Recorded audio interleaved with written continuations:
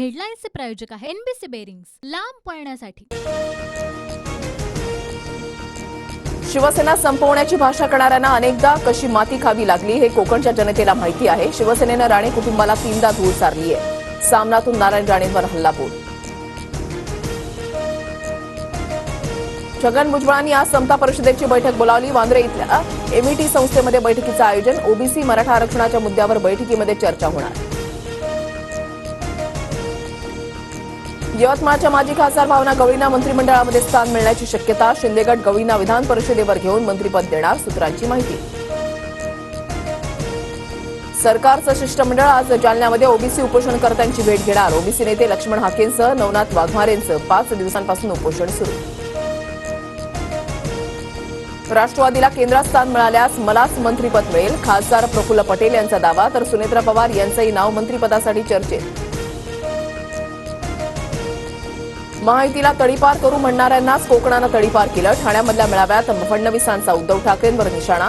तर मनसेनं कोकण पदवीधर निवडणुकीतून माघार घेतल्याबद्दल फडणवीसांनी मानले राज ठाकरेंचे आभार। ईव्हीएमला मोबाईल कनेक्ट नसतो, अनलॉक करण्यासाठी कोणताही ओटीपी लागत नाही। मोबाईलवरून ईव्हीएम हॅकिंगचे आरोप निवडणूक आयोगानं फेटाळले। मतमोजणीच्या दिवशी डेटा अपडेट करण्यासाठी मोबाईल देण्यात आले होते। डेटा अपडेट करण्यासाठीचा मोबाईल वायकरांच्या मेहुण्याकडे गेला। निवडणूक अधिकारी वंदना सूर्यवंशी यांचं स्पष्टीकरण। कोर्टाच्या आदेशाशिवाय कोणालाही सीसीटीव्ही फुटेज देता येणार नाहीत।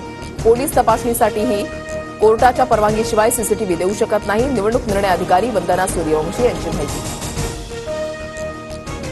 ठाकरे गटानं जिंकलेल्या जागांवरील ईव्हीएमवर संशय घेतला नाही। वायकरांना जनतेनं निवडून दिलंय, कितीही आदळापट करा, धनुष्यबाणाला जास्त मतं। मुख्यमंत्री शिंदेंची ठाकरे गटावर खोचक टीका। पराभव जिवारी लागल्यानं त्यांचा रडीचा डाव सुरू। रवींद्र वायकरांचा ठाकरे गटावर पलटवार। तर वायकर पोस्टल मतांवर विजयी, निरुपमांनीही आरोप फेटाळले। केंद्रीय निवडणूक आयोगानं एलन मस्क यांना फटकारलं। ईव्हीएम हॅकिंगचे प्रात्यक्षिक दाखवा, निवडणूक आयोगाचं एलन मस्क यांना आव्हान। कल्याणच्या दुर्गाडी किल्ला परिसरामध्ये पोलिसांचा मोठा बंदोबस्त। शिंदे गट ठाकरे गटाच्या घंटानाद आंदोलनाच्या पार्श्वभूमीवर कडेकोट बंदोबस्त। आज देशभरात बकरी ईद साजरी केली जाते। बकरी ईद निमित्त सामूहिक नमाज पठण।